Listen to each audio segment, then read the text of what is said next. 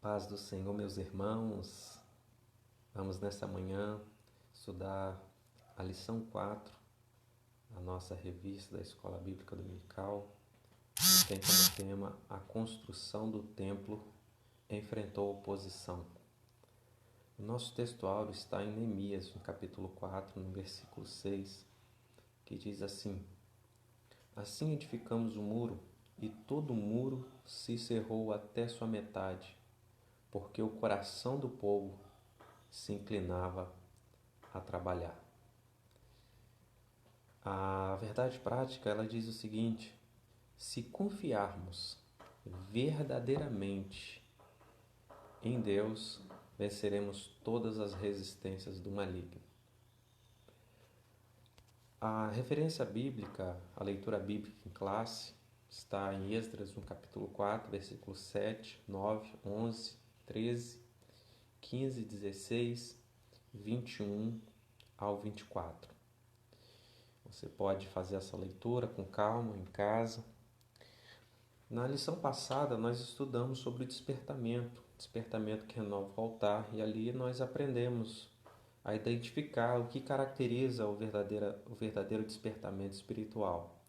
Juntamente com esse aprendizado, também aprendemos sobre o significado do altar no Antigo Pacto e também compreendemos que Cristo é o centro da nossa comunhão com Deus e que nem todos os despertamentos de hoje são despertamentos verdadeiros, né? Nós precisamos compreender. Dito isto, uma vez que o altar foi reconstruído, passou por todo aquele processo e o povo voltou a oferecer os sacrifícios, agora nós vamos falar um pouco sobre a construção do templo e justamente essa parte que enfrentou oposição. Mas para isso é preciso entendermos um pouquinho, porque tem muitos personagens, reis persas dessa época, que gera muita confusão na cabeça do crente, na cabeça do cristão. Então é importante nós nos situarmos cronologicamente, ou pelo menos tentar situarmos cronologicamente a respeito desse assunto, né? Nós estamos aqui falando de um rei persa chamado Ciro, que foi o rei dos Medos e dos Persas, que teve o seu reinado de 558 a 529 a.C., né? E justamente esse rei, ele, ao conquistar a Babilônia, com o fim do Império Babilônico, em 538, o rei Ciro ele passa a reinar. E Dario, né, foi comissionado para, né, assumir o trono ali na Babilônia, justamente nesse ano. Nesse mesmo ano, o rei Ciro ele decreta a liberação dos judeus para regressarem a Jerusalém. E nós vemos ali no capítulo 1 que o primeiro grupo ele regressa com Sesbazar, né, o príncipe dos judeus. Posteriormente, um pouquinho mais à frente, Zorobabel, governador, que alguns estudiosos acreditam que ele foi o sucessor de Sesbazar, e que para muitos estudiosos também ele era tio de Zorobabel, juntamente com o sumo sacerdote Josué, ou Jesua, né, conforme a tradução da sua Bíblia, eles começam agora a reconstrução do templo, tendo como profetas contemporâneos Zacarias e Ageu. Muito importante nós nos situarmos aqui para que a gente possa entender o desenrolar da história. Além desse rei, posteriormente nós tivemos outros reis persas que no decorrer da história bíblica de Esdras vai mencionar o nome desses reis, né? Alguns não serão mencionados, como por exemplo o rei que sucedeu a Ciro, Cambises, do ano 530 a 522 a.C. Posteriormente um rei chamado Dario, ou Dário I, né? Que é o filho de Ristapes, rei da Pérsia, que vai de 522 a 486 a.C. Depois vem o rei Xerxes I, né? Aquele conhecido como Assuero. Lá, quando você lê o livro de Esther, né? O rei Assuero, também, né? Essa designação de Xerxes I, que vai de 486 a 465 a.C.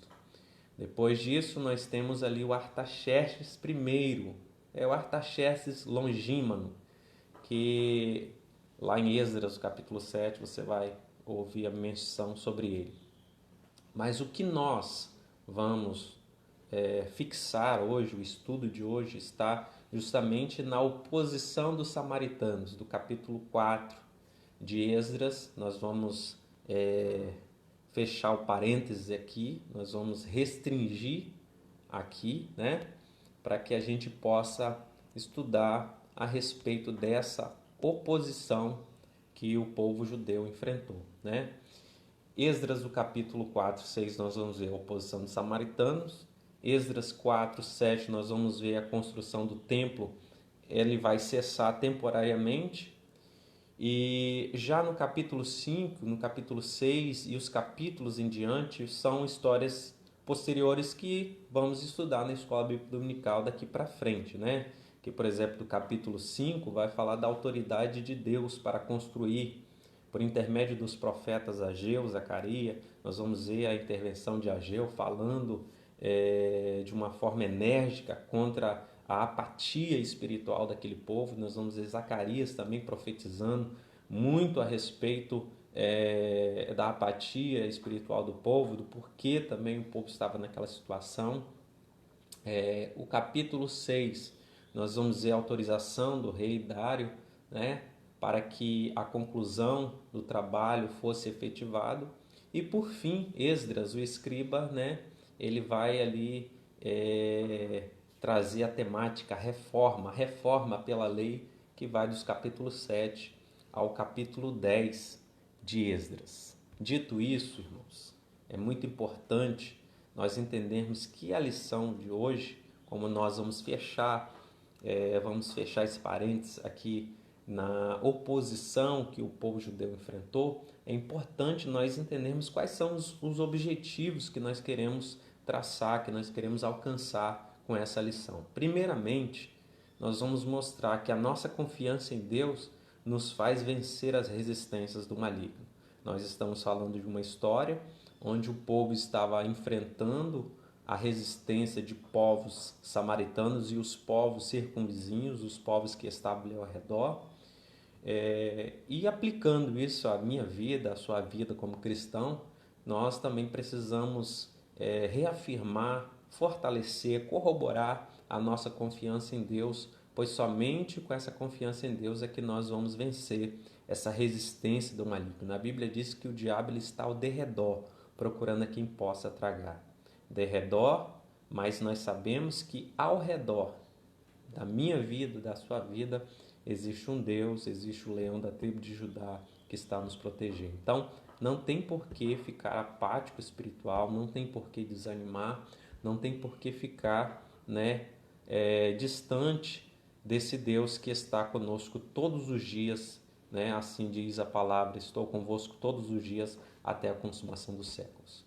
Uma vez que entendemos esse objetivo geral, como objetivo específico, nós vamos mostrar como se deu o lançamento dos alicerces do templo. Esse é o primeiro ponto do objetivo específico.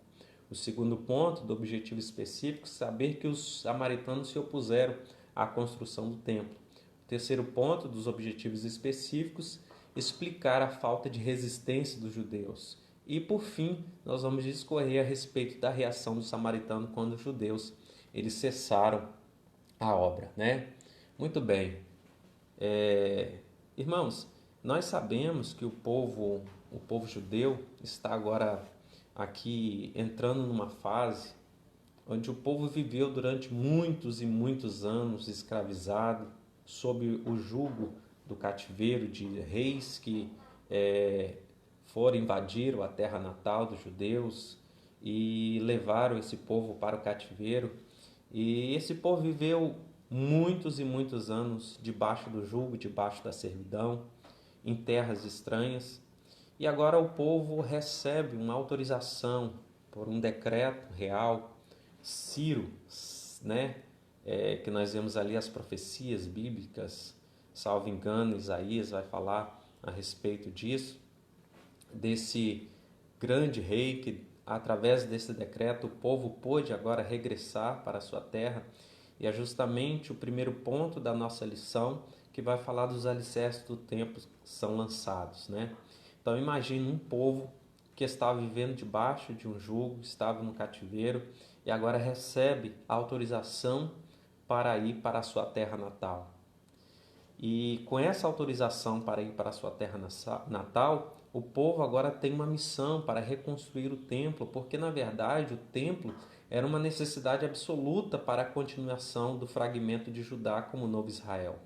Um povo que estava vivendo em cativeiro agora regressa para a sua terra natal e agora eles têm que começar do zero, né?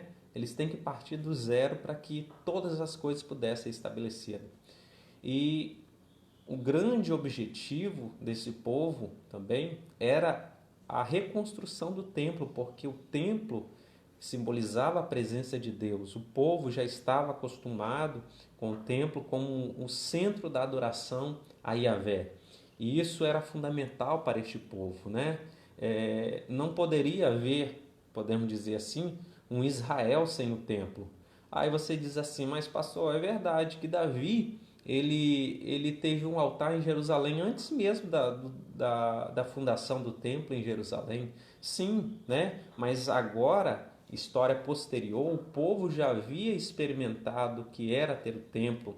Aliás, toda a história de Israel, nós vemos um povo que teve o templo móvel, né? O tabernáculo, através de Moisés. O povo já ouvia as histórias, fazia parte da tradição, dos ensinamentos deste povo, ouvir os relatos dos feitos de Deus através de Moisés, através ali do tabernáculo, como que se oferecia os sacrifícios, né? Como que tinha ali os elementos, né? Daquele tabernáculo, o altar do sacrifício, né? A bacia ali de bronze, né? As cortinas, né? O átrio, o lugar santo, o lugar santíssimo, todos aqueles elementos, todos aqueles móveis do tabernáculo que tinham grande significado, candelabro, a mesa da proposição, né? A mesa dos pães da proposição, enfim, todos os elementos ali do templo. Então o povo já estava muito acostumado com os sacrifícios, com todos aqueles rituais, e posteriormente a isso, né, com a construção magnífica do templo através de Salomão. Então, muitos daqueles povos, muitos daquelas pessoas pertencentes ao povo de Israel tinham presenciado, os mais antigos, os mais idosos, tinham presenciado a glória daquele templo. Então, era difícil você falar de um Israel sem o templo, né? É justamente algo que deveria satisfazer o povo, né? A adoração a Yahvé era justamente o restabelecimento do templo. A reconstrução do templo era importante para a história de Israel. Então, poucas vezes na história de Israel-Judá, nós vemos agora o povo tão unido como agora, porque o propósito deles era não só reconstruir a cidade, mas também era reconstruir o templo, reconstruir os muros, né? Fazer com que tudo aquilo ali, a vida deles pudesse voltar à normalidade. Então, em 538, há ali o decreto por parte do rei Ciro para que o povo pudesse regressar a Jerusalém, regressar à sua terra natal. E já no segundo ano, em 536 a.C., nós vemos ali o povo se voltando para a reconstrução, importando ali madeiras do Líbano, fazendo conforme as riquezas que eles possuíam, né? Que é claro que eles saíram ali do cativeiro com o decreto do rei Ciro, eles também levaram, né, algumas riquezas para que pudesse ser reconstruído o templo. Então eles já no segundo ano começam aquela reconstrução. Imagine um povo, eu fico aqui tentando imaginar, imagine a gente, né, saindo de um lugar que a gente não era nosso mesmo, não era propriedade nossa, e a gente ganha agora um grande terreno e a gente vai naquele ânimo para reconstruir ali a igreja, reconstruir o templo, construir para que a gente possa ter o nosso local próprio. Então, as pessoas estavam animadas, porque eles estavam aprisionados, estavam vivendo em cativeiro, estavam vivendo em terra estranha. E já disse o poeta, né? como oferecerei a Deus sacrifício em terra estranha? Então o povo queria estar na sua própria terra, queria estar oferecendo sacrifício a Deus no templo, queria ter a representação de Deus por intermédio do templo. Então o povo estava ali totalmente animado, totalmente alegre, feliz por ter agora a oportunidade de reconstruir o templo. Então, os alicerces do templo, que na verdade era uma obra sagrada, ela precisava de uma supervisão. A supervisão foi dada aos sacerdotes e aos levitas. Eles foram os responsáveis, escolhidos por Zorobabel e Josué, para que eles pudessem supervisionar. Como se tratava de uma obra sagrada, né? O povo precisava ter pessoas que faziam parte desse ofício sagrado para que pudesse supervisionar a obra. E os responsáveis ali foram justamente os sacerdotes e os levitas, que foram aqueles responsáveis. E juntamente com essa alegria do povo, juntamente com essa alegria de poder sair de uma terra e regressar para a sua terra natal, nós vemos ali os levitas conduzindo a adoração com canções, acompanhamentos musicais. E imagine agora você chegando num lugar e a reação daquele povo, os jovens com um sorriso lá na orelha, né? Os mais velhos chorando porque eles haviam testemunhado a glória do templo de Salomão. Lá no capítulo 3, do versículo 12 e 13, nós vamos ver a reação deste povo, os jovens sorrindo, os jovens alegres, os velhos chorando, relembrando agora que eles poderiam ter o templo novamente porque já tinham presenciado da glória do templo de Salomão. E aí é interessante, eu vou até abrir a Bíblia aqui, o que Zacarias ele vai deixar, né? Ele lembra ao povo, que não desprezasse um pequeno trabalho realizado pelo Senhor. Zacarias capítulo 4, versículo 9 e 10. Zacarias 4, versículo 9 e 10. É interessante que ele vai dizer, ele diz o seguinte: as mãos de Zorobabel têm fundado esta casa, também as suas mãos a acabarão, para que saibais que o Senhor dos Exércitos me enviou a vós. Porque quem despreza o dia das coisas pequenas? Pois esse se alegrará vendo o prumo na mão de Zorobabel. São os 7 olhos do Senhor que discorrem por toda a terra. Então nós vemos aqui Zacarias dizendo isso, e Ageu vai dizer lá no capítulo 2, versículo 9: a glória desta última casa será maior do que a primeira, diz o Senhor dos Exércitos, e neste lugar darei paz, diz o Senhor dos Exércitos. Então nós vemos aqui os profetas exortando o povo, trazendo a mensagem de Deus ao povo, a promessa divina acerca daquela obra. Então não era uma obra humana, era uma obra que tinha o aval divino, tinha, na verdade, a aprovação de Deus para que o povo pudesse agora reconstruir. Então o povo tinha tudo o que precisava. Primeiro, tinha, humanamente falando, uma autorização, um decreto real dado pelo rei Ciro, e segundo, tinha a aprovação de Deus para que aquele trabalho realmente fosse finalizado, realmente fosse saísse do papel. Então nós vemos aqui que a reconstrução do templo passou pelo crivo divino e o povo agora começou a reconstruir o templo. Mas para tudo aquilo que eu e você vai fazer para o Senhor, tem uma tentativa do nosso adversário de nos parar.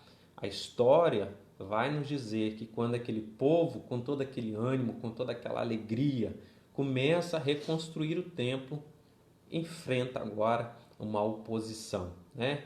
E quem era a oposição? Os samaritanos opõem-se à construção do templo. Na minha vida, na sua vida, tudo aquilo que a gente for fazer para o Senhor, nós enfrentaremos oposições, seja no âmbito humano, mas também muito mais no âmbito espiritual. O adversário das nossas almas sempre vai nos querer parar. O que é importante aqui? Importante é ter discernimento, e tendo discernimento, que a gente saiba enfrentar, que nós possamos ser resistentes, né? Termos coragem, termos ousadia, perseverarmos desistir jamais, entregar a toalha jamais. Precisamos continuar. Então o povo agora, os moradores ali de Samaria, primeiramente eles se ofereceram para auxiliar os exilados, porque eles estavam ali justamente dizendo que eles também adoravam o mesmo Deus dos judeus. Aparentemente um grande gesto, né? Poxa, se você olhasse no ponto de vista das relações humanas, poxa, que bacana, né? O povo chega agora de uma terra estranha, chega para a sua terra natal e de repente já encontra povos vizinhos se oferecendo para ajudar. Aparentemente um grande gesto, mas a história bíblica, né? A história completa, né? Porque a Bíblia ela não pode ser pega só em partes, né? E a nossa vida também é assim, a gente não pode pegar partes da história, da vida, da nossa vivência e transformarmos aquilo ali em uma grande verdade. Não, nós temos que saber o texto, o contexto anterior, o contexto posterior, porque Jesus já disse certa vez, pelo fruto se conhece a árvore, né? Então assim também é que a gente precisa conhecer as pessoas, quem é quem vive conosco, né? Quem realmente está conosco, quem realmente está ali para pegar no chifre do boi e dizer estou contigo, para o que deve não abro mão. Então, aparentemente um grande gesto, né? Mas aquele povo estava ali com dissimulação e o grande perigo é a dissimulação. Além de ser um povo que estava em dissimulação, Zorobabel ele compreendeu e observou que aquele povo, além de ser um povo dissimulado, aquele povo, na verdade, eles estavam ali adorando divindades pagãs, né? Além de adorar ao único Deus, eles entendiam que precisava adorar a Deus e outras divindades mais. Então, Zorobabel, entendendo o decreto divino, entendendo a ordenança de Deus, entendendo que Deus, desde lá do passado, rejeitava a questão da mistura. Aqui nós não estamos falando de xenofobia, mas nós estamos falando daquilo que Deus, pela sua soberania, havia orientado o povo para que o povo pudesse seguir as orientações de Deus. Então, Zorobabel rejeitou ajuda porque a religião deles era um culto misto, que incluía elementos do paganismo, né? Isso por consequência daquela política síria de misturar povos estrangeiros, ali estavam os samaritanos, né? E então eles, ao receber aquela rejeição por parte dos judeus, eles se revelaram verdadeiramente qual era a intenção deles. No capítulo 4, versículo 4, nós vamos ver que os samaritanos impediram a obra, fustigando os trabalhadores. E no versículo 5, eles contratam conselheiros para ir até o rei, para que pudesse ali trazer um relatório totalmente mentiroso, um relatório totalmente para denegrir a imagem daquele povo. Assim o diabo faz até nos dias de hoje, né? Quando você se coloca para fazer uma grande obra para Deus, alguma coisa para Deus, você que tem um ministério da parte de Deus e começa a trabalhar com dedicação, o adversário ele sempre vai preparar uma coisa muito bem montada, muito bem bolada, uma estratégia que vem verdadeiramente do inferno para que possa te parar, né? E aí relatórios vão surgir, pessoas vão surgir, situações vão surgir, trazendo como se fosse uma grande verdade aquilo para que realmente você possa parar o trabalho das suas mãos, né? Então, nós já aprendemos aqui pelo relato bíblico, o adversário ele sempre tem as suas estratégias para que possa parar o povo de Deus. Então, os samaritanos e os outros povos da redondeza, na verdade, eles estavam temendo que se permitisse que os judeus, se o povo judeu se estabelecesse ali em Jerusalém, na verdade, eles estavam ali para representar uma grande ameaça à sua segurança, ao seu poder, né? Então eles não queriam Israel por perto.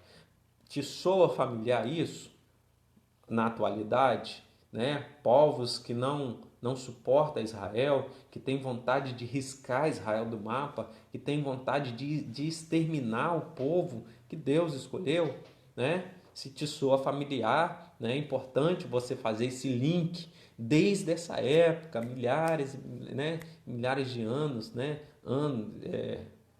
Bastante anos que se passaram, até hoje nós vemos esse reflexo, né? Perdurando naquela região do Oriente Médio. Então, com essa oposição, esse relatório mentiroso, que é até importante aqui a gente frisar, aqui em Esdras, eles usam um relatório que é até importante a gente colocar aqui. Olha o que eles falam.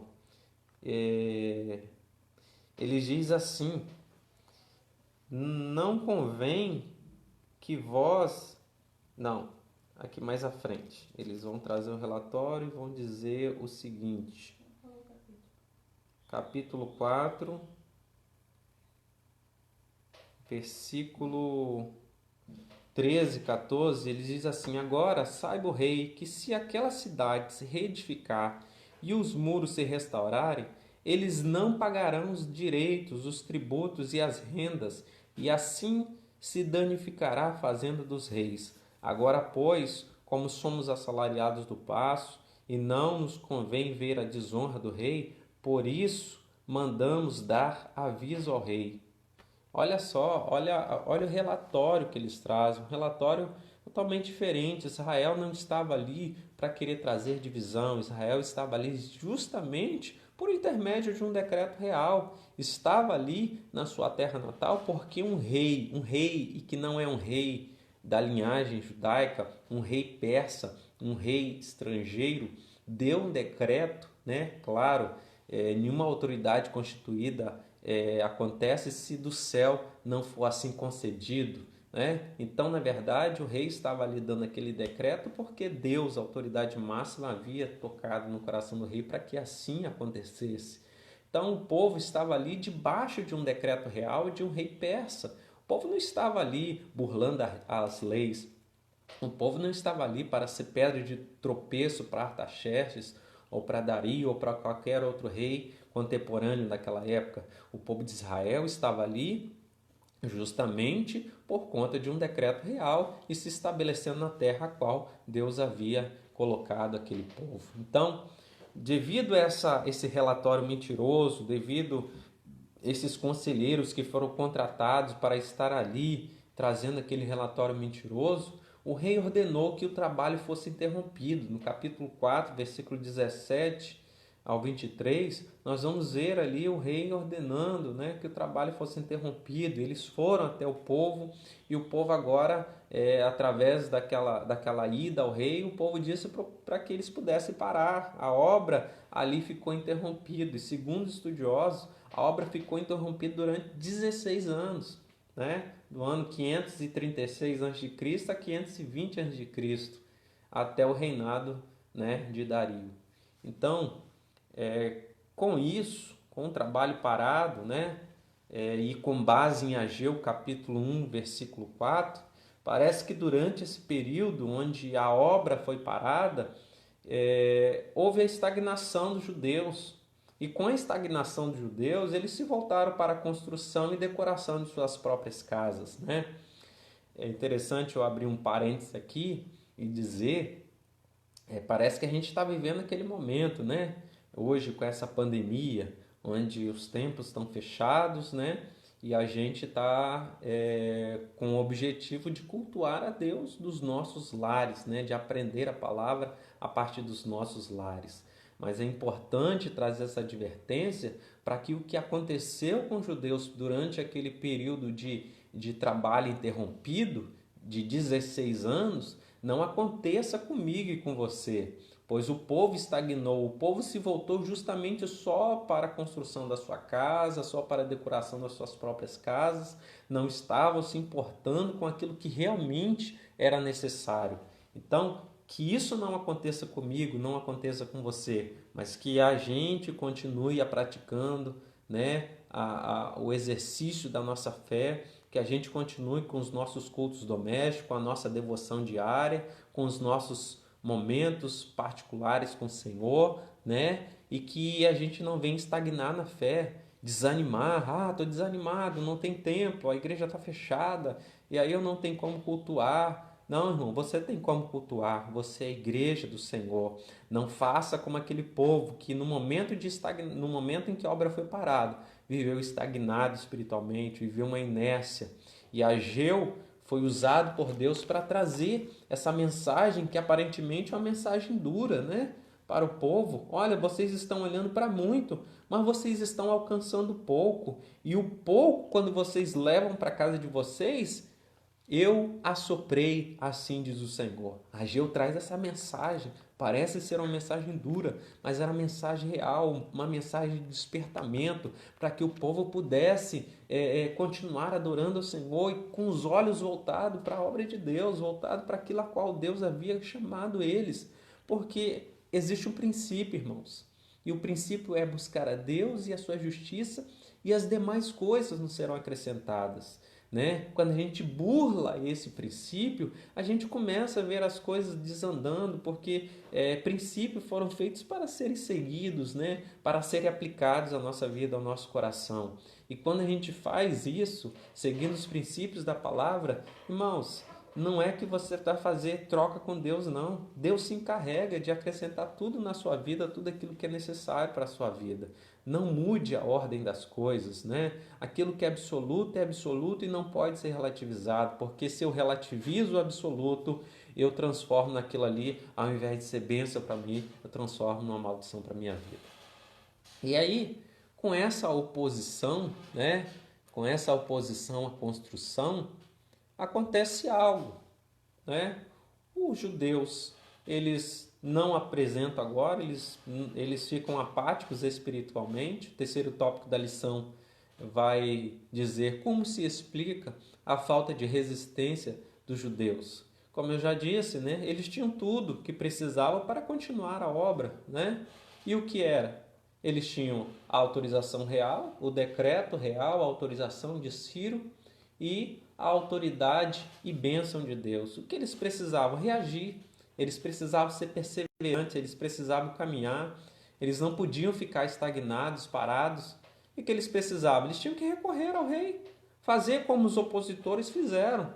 Eles foram lá até o rei, contaram um relatório mentiroso, chamaram essa obra de obra amaldiçoada, né? Na verdade, nós estamos aqui por um decreto real. Eles deveriam sair dali, da zona de conforto deles, e foram e ir em direção ao rei para dizer o contrário. Não, rei, nós estamos aqui porque tem um decreto. Se você procurar aí na Biblioteca Real, você vai ver o decreto do rei Ciro que está aí nos autorizando a reconstruirmos, né? Mas eles ficaram apáticos, ficaram estagnados, né? Além de não recorrer ao rei, também não recorrer a Deus, ficaram ali, porque, pense comigo, uma ordem, uma autoridade, né? Uma ordem dada por uma autoridade superior, ela não pode ser invalidada por uma autoridade inferior.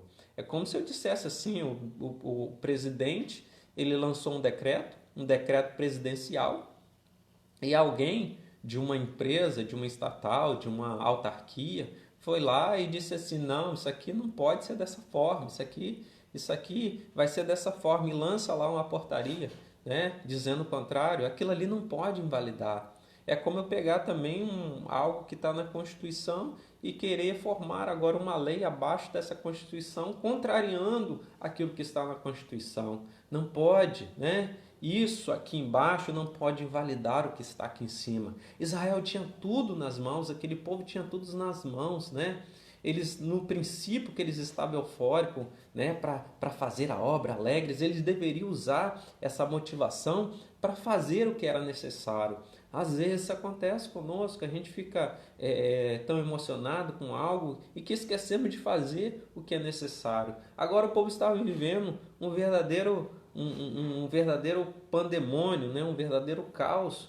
Por quê? Porque o povo ficou estagnado, o povo ficou naquela situação, naquele marasmo espiritual e não fez o que realmente era necessário. Como consequência dessa estagnação, né? Eles agora começaram a enfrentar aquela situação onde muitas pessoas começaram a desanimar, né? Eles se sentiram humilhados e é o que a gente vai discorrer daqui para frente. Mas observe, como eu estava aqui falando que uma ordem de uma autoridade inferior não pode invalidar a de uma autoridade superior, nós vemos que toda a história dos judeus ela é rica de exemplos, né, de como Deus ajudou o seu povo. Israel podia olhar para o passado, não viver no saudosismo, mas dizer, não, o Deus que nos chamou, o Deus que usou Ciro para dar esse decreto para a gente voltar para a nossa terra, o Deus que nos trouxe esse ânimo para que a gente pudesse reconstruir, né? Nós vamos continuar, porque eles tinham vários exemplos, né? O que Deus havia feito no passado. Por exemplo, nos dias do rei Ezequias, nós vemos ali a vitória sobre 185 mil soldados, lá segundo Crônicas, capítulo 32, versículo 21 e 22. Nós vemos o rei Josafá, né, onde o próprio Deus guerreou pelo povo sem que o povo pudesse ali lutar, né, desbaratinando seus adversários. Né? Exemplos como esse deveriam ser como combustível para eles contra a maldade daquele povo. Né? A maldade de alguém não pode nos parar, a maldade do adversário contra as nossas vidas não pode nos parar, muito pelo contrário, a gente tem que continuar. Ah, pastor, mas você não sabe, eu fui atingir a minha honra, atingiram isso aqui, atingiram aquilo outro. Não importa, meu irmão, quem te chamou foi Deus. A nossa proteção vem do céu, né? Deus nos chamou, Ele vai se encarregar de nos proteger. E aí a gente fica ali naquele marasmo, querendo parar, estagnados espiritualmente. Então, a gente precisa ter essa resistência. A gente não pode fazer como aquele povo. E aí você pergunta, mas então o que poderia explicar essa falta de resistência? Tudo isso que eu falei, mas tem alguns possíveis motivos também. Né? Zacarias capítulo 4, versículo 6. Olha o que diz, capítulo 4, versículo 6. E respondeu e me falou dizendo, esta é a palavra do Senhor a Zorobabel, dizendo, não por força, nem por violência, mas pelo meu espírito, diz o Senhor dos Exércitos. Né? Não era com a força do braço que o povo conseguiria vencer a maldade daquele povo. Às vezes a gente reage dessa forma, a gente quer reagir com a força do nosso braço, do nosso intelecto, da nossa razão, e a gente quer vencer determinadas demandas contra a nossa vida. Tem coisas, irmãos, que não vale a razão, tem coisas que não vale a força do nosso braço, tem coisas que a gente precisa recorrer a Deus e dizer, Deus, eu preciso da tua ajuda, eu preciso que o Senhor entre com providência nessa área na minha vida. Não é com a força do braço. Né? A falta de resistência do povo pode ser também por conta de querer levar as coisas com a força do braço. Né? Com a força do braço a gente só vai complicar as coisas, a gente vai trazer mais guerra, a gente vai trazer mais confusão. Então tem coisas que a gente tem que recorrer àquilo que é estabelecido. E o que foi estabelecido? Tinha uma ordem legal. Tem uma ordem legal? Vamos diretamente nisso. Não querer arrumar confusão com A, com B, ficar discutindo bobeira, não. Vai diretamente na fonte, irmão. É uma ordem legal? Vai lá na ordem legal. Quem foi a autoridade, né, responsável, diz aquilo ali, pronto, solucionou. Ah, pastor, não tem ali uma ordem legal. Aqui é uma coisa que só Deus pode resolver. Então, vá para o joelho, feche a porta do teu quarto e ore, né? Fale com Deus, porque Ele é poderoso para fazer além daquilo que pedimos ou pensamos. Né? Então, a segunda coisa, né? Zacarias capítulo 3, versículo 3. Zacarias 3, 3. Ora, Josué, vestido de vestes sujas, estava diante do anjo.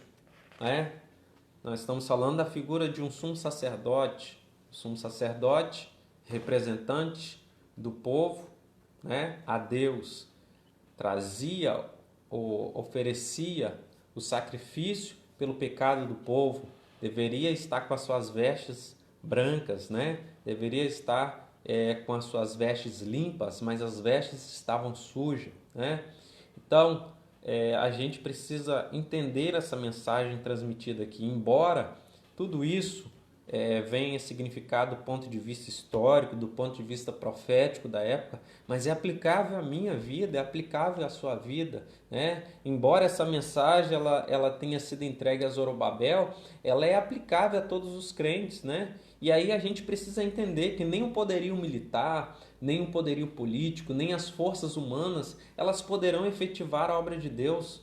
Isso só se faz mediante o poder do Espírito Santo. Tem pessoas que acham que precisa do político para que possa proteger a igreja. Irmãos, a igreja não precisa de político para atender, para proteger a igreja.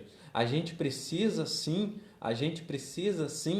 do poder do Espírito Santo. Jesus disse, olha, estabelecerei a minha igreja e as portas do inferno não prevalecerão contra ela. Então, é justamente isso que eu e você precisamos entender. Eu e você, como servo do Senhor, precisamos compreender. A gente não precisa levar com a força do nosso braço. Temos o Espírito Santo de Deus. O problema é que a gente está colocando o Espírito Santo de escanteio da nossa vida, né? Nós precisamos pedir ao Espírito Santo para nos guiar, para que possa nos ajudar nas nossas tomadas de decisões. E a gente precisa entender que assim como se aplicou a vida de Zorobabel e aquele povo que ficou ali com falta de resistência perante aquela situação, nós também precisamos ter essa resistência por intermédio do Espírito Santo de Deus nas nossas vidas, né?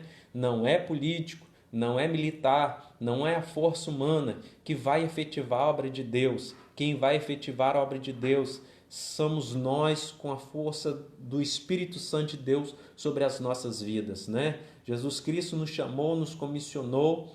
Jesus era o único que poderia fazer tudo sozinho, mas ele chamou discípulos para estar após ele, para enviar, para levar a palavra, para enviar a mensagem. Nós temos da parte de Deus essa responsabilidade, mas não é com a força do nosso braço, não é através de político, não é através do poderio militar, não é através da força humana, é através do poder do Espírito Santo de Deus nas nossas vidas. Então, o povo de Israel ficou estagnado porque, primeiro, deixou de recorrer ao rei e deixou de recorrer ao próprio Deus, né? De onde emana todas as demais ordens, né? De onde, na verdade, emana a ordem principal para que as demais ordens possam acontecer, como aconteceu com o povo de Israel, com o decreto de Ciro, para que o povo pudesse retornar à sua terra natal. Muito bem. Uma vez que o povo cessa a obra e começa a ficar estagnado, né? Qual é a reação do adversário? Né? Aquele entusiasmo, aquela alegria, aquela união do início, agora deu início ao desânimo, à tristeza e ao individualismo, né? E o povo que anteriormente havia ouvido que Yahvé estava do lado deles, e agora, né? Eles estavam agora, onde está o nosso Deus, né? De repente poderia ser essa pergunta de algumas daquelas pessoas, né? Então, para a situação posta aqui, o povo inimigo estava agora regozijando, estava agora alegre, porque o povo judeu, aquele povo que foi levado para a sua terra natal, de alegres ficaram tristes, né? De união, daquela união inicial, eles passaram agora a seguir o individualismo, cada um seguindo o seu próprio caminho, cada um preocupado com a construção, com o enfeite das suas próprias casas, né? Tristes, se sentindo humilhados por aquela situação, e os samaritanos ficaram alegres, né? Aquela alegria momentânea dos samaritanos. Mas olha, irmãos, a gente observa que, por vezes, o adversário ele se mostra, né, alegrinho com determinada situação, mas o gozo de ímpios ela é momentânea. A gente vai observar vários relatos bíblicos, né, de alegria momentânea dos ímpios, né? Foi assim com Sansão, quando ele foi preso e no final da sua vida, aquele templo ele foi derribado. O número de filisteus mortos por Sansão foi maior durante todos os eventos anteriores da vida de Sansão. Foi assim também com os sacerdotes, né, que alugaram Judas para atrair Jesus.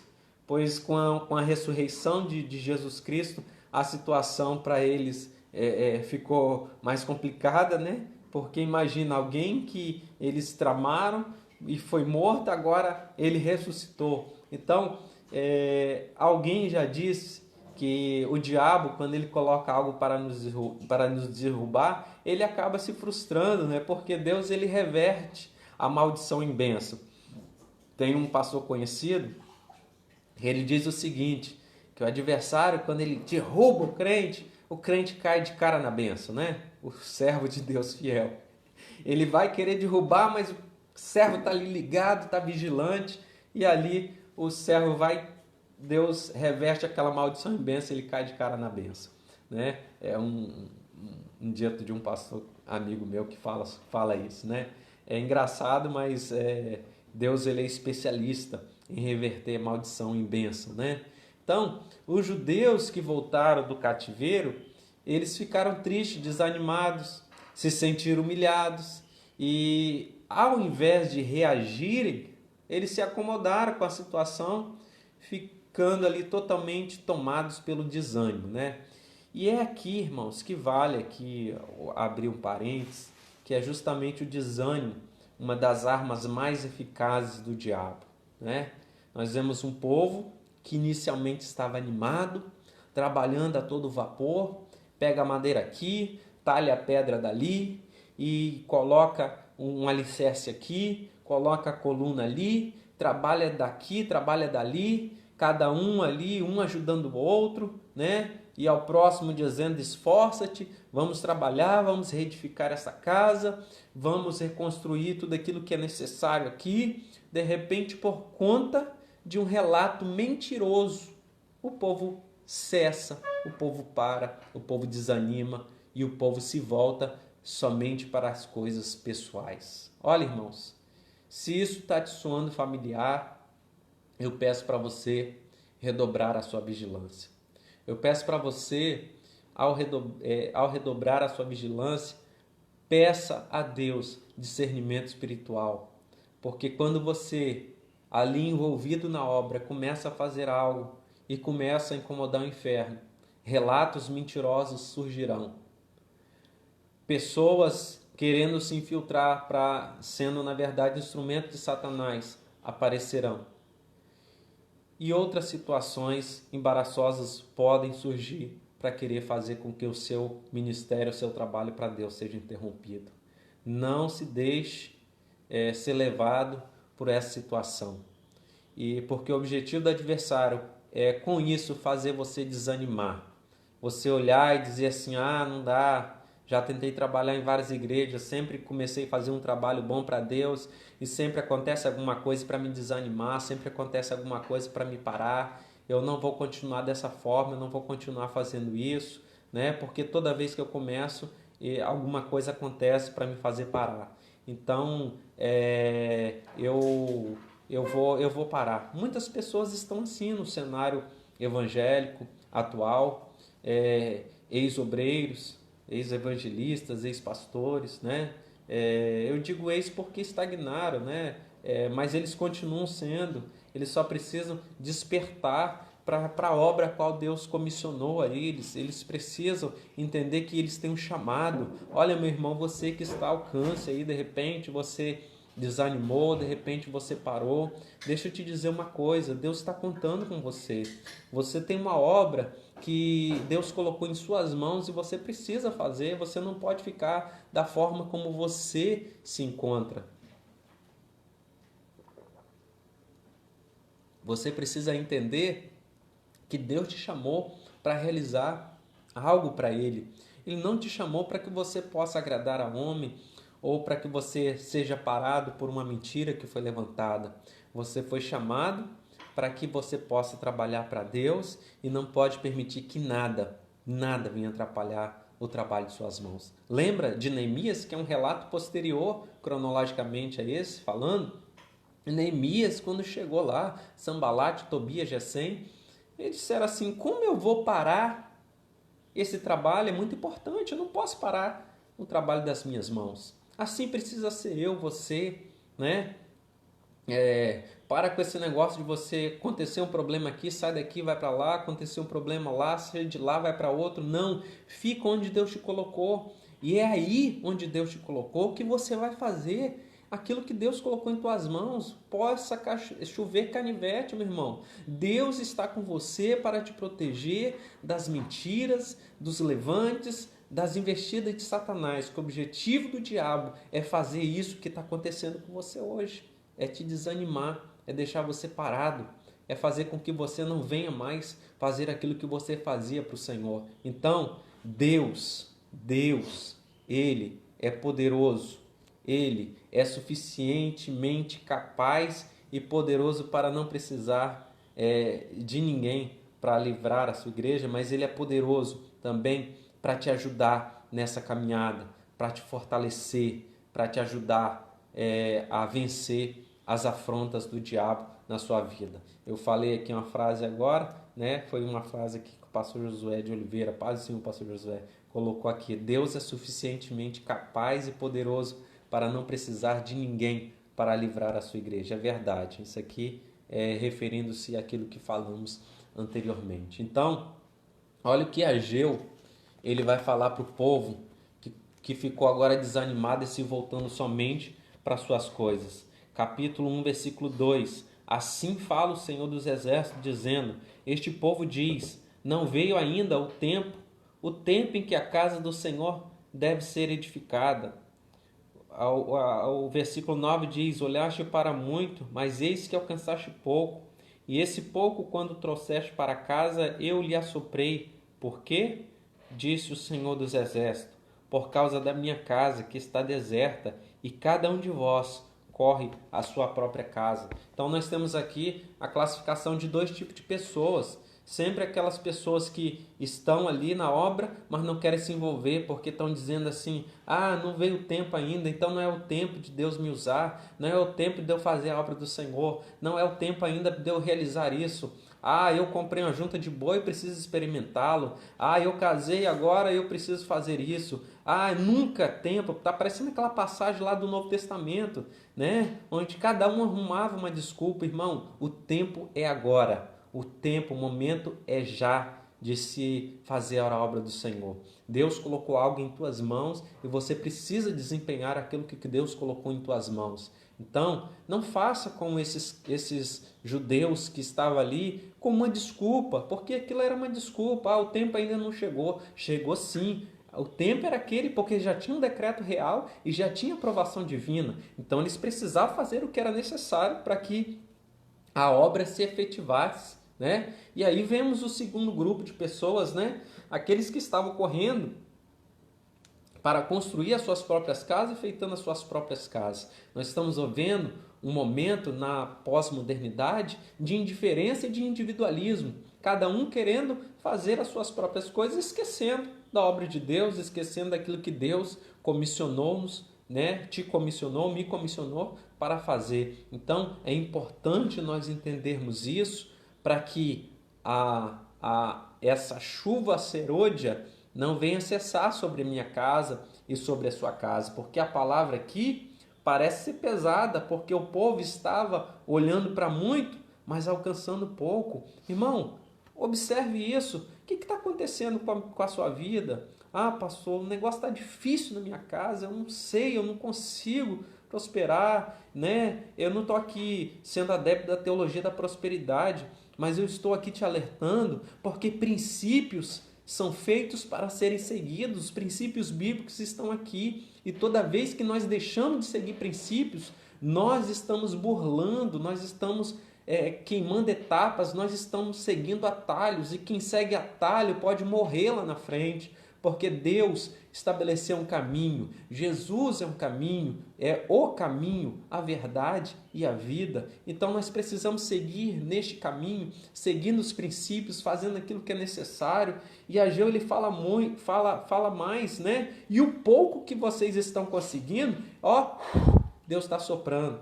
Então tem pessoas que infelizmente estão vivendo isso, porque estão deixando aquilo que é essencial ser substituído, né? O que é essencial está sendo substituído por aquilo que é secundário. Não deixe aquilo que é primário na sua vida ser substituído pelo secundário.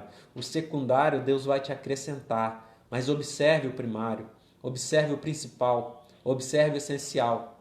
E eu tenho a plena certeza, não estou aqui com dúvida, eu tenho a plena certeza que as demais coisas Deus vai lhe acrescentar. Deus te chamou para uma grande obra e nessa grande obra você precisa fazer aquilo que Deus colocou em tuas mãos. Não desanime, meu irmão. Não desanime. Pastor, não estão vendo a pandemia, a igreja não está abrindo. Não desanime, meu irmão.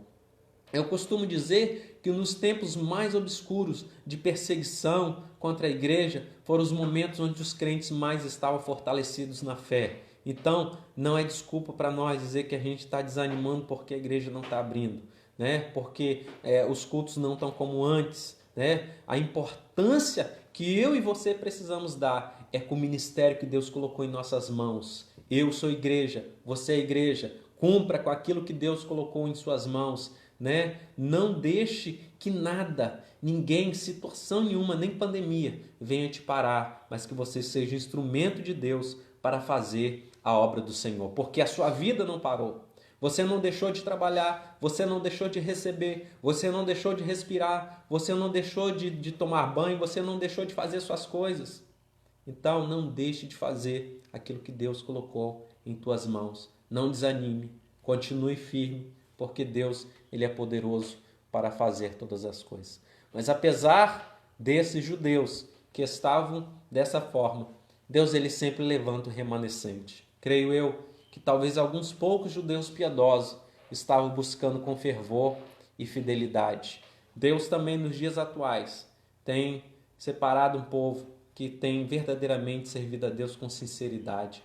E eu quero aqui, para concluir a nossa lição, parafrasear o The Counselor, né? O conselheiro, né? Em português.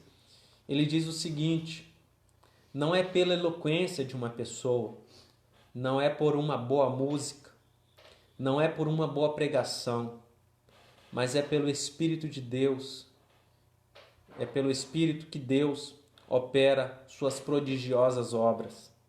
Trazê-lo de volta pela oração, pela obediência, pela confissão, até que ele assuma a sua posição em nosso meio. Então haverá luz, vida, poder, vitória, alegria e um fruto abençoado que virá à nossa vida. Com a sua orientação e poder, podemos viver em um nível completamente diferente, um nível que nunca sonhamos ser possível. Sim, é isso mesmo, um nível que nunca sonhamos ser possível. Permita que o Espírito Santo de Deus venha lhe conduzir, que o Espírito Santo de Deus venha lhe impulsionar, venha lhe dar intrepidez, autoridade, para que você possa fazer a obra do Senhor.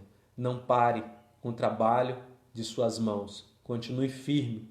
Vem a tempestade, vem as adversidades, mas Deus está conosco, nos fortalecendo, e o trabalho de nossas mãos não pode ser parado por situações externas ou até mesmo internas, mas que a gente possa continuar fazendo aquilo que Deus nos comissionou. Que oposição nenhuma venha ser forte o suficiente para lhe fazer parar, porque conosco está Deus, que é maior. Maior é o que está conosco do que o que está no mundo. Que Deus em Cristo nos abençoe e nos guarde. E eu quero orar com você. Pai, em nome do Senhor Jesus Cristo, eu quero te louvar, Senhor, quero te glorificar por essa manhã, Senhor, teu servo, a tua serva, ó Deus eterno que está aqui até este momento, orando juntamente comigo, que participou desta lição, que o Senhor possa falar poderosamente neste coração, que o Senhor possa falar poderosamente o coração do teu filho, da tua filha.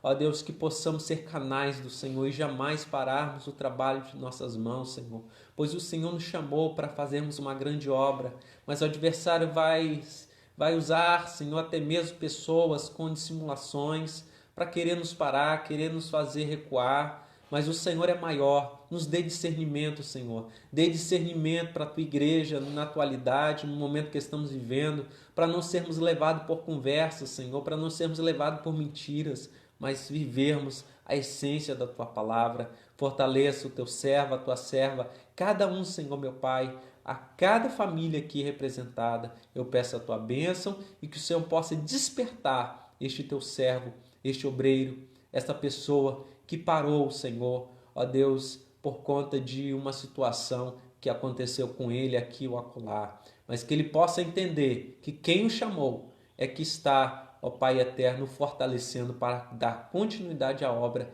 e que situação nenhuma seja forte o suficiente para o fazer parar, mas que ele possa olhar para o Senhor, autor e consumador de sua fé, e prosseguir nessa jornada rumo aos céus. Obrigado, Pai, por essa manhã. É o que eu te peço e te agradeço no nome de Jesus. Amém. Que o grande amor de Deus, a graça de nosso Senhor e Salvador Jesus Cristo, a doce e inefável consolação do Espírito Santo seja com todos que amam e aguardam a preciosa volta do Senhor Jesus Cristo. Digamos todos, amém. Deus abençoe, em nome de Jesus.